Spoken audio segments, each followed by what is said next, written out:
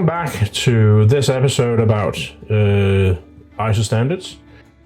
Today we will talk about the clause 4.3, that is the scope of the management system, not the scope of the standard, because that is clause number 1, but clause number 4.3 is about the scope of the system.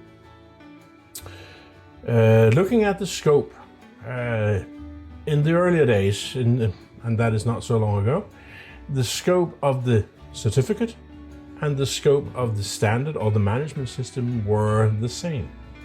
So we had, in the old scope, we had the addresses and the products, the services and whatever we were doing, and that was actually the scope of our management system. And that was the same thing that we put into our certificates, saying this is the business we have certified and this is what we're doing. Today you have to take into account the results of 4.1 and 4.2 in order to describe your scope. That makes a huge difference between the old day scope and the new scope, because now you all of a sudden have to take into account the threats and opportunities that your organization is looking at. You have to take into account the binding obligations or what could be binding obligations of your interested parties, that is legal requirements and other requirements.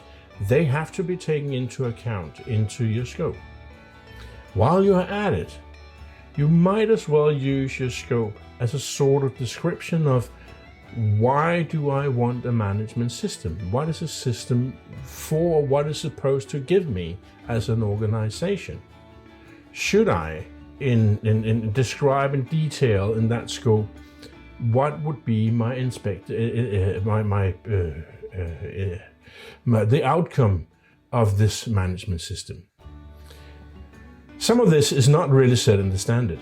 It's said in the standard that you have to take into account the 4.1 and the results of 4.1 and 4.2. And you can always discuss how much should I write in order to take something into account. Well, actually, you can write very little, or you can write very much, depending on what you want to achieve by having a management system.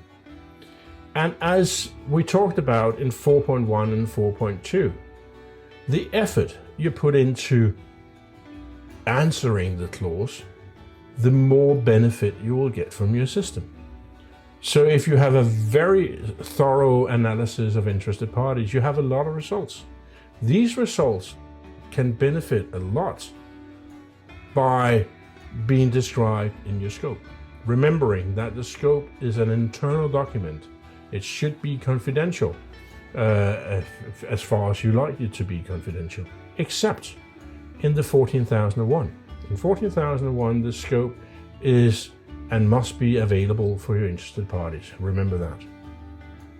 But if you use the scope as a description of what exactly do I want my management system to achieve, what should be the outcome, then I have my intended outcome written down, I have the results of my analysis of interested parties, and I have my results of my analysis of threats and opportunities all in one document.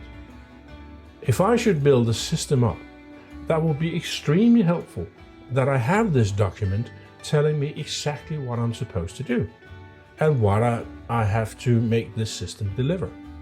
So look into the text very thoroughly and make sure that the more you put in, the more effort you put into to make this document a very nice description of what you want to achieve, the more you will help yourself in the long run.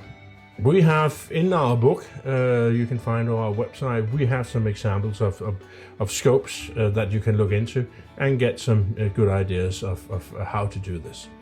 But stay tuned. Next time we will talk about processes versus procedures. What's the difference and why do we choose to work with processes in the new ISO standards? But stay tuned. Looking forward to see you again. Thank you very much.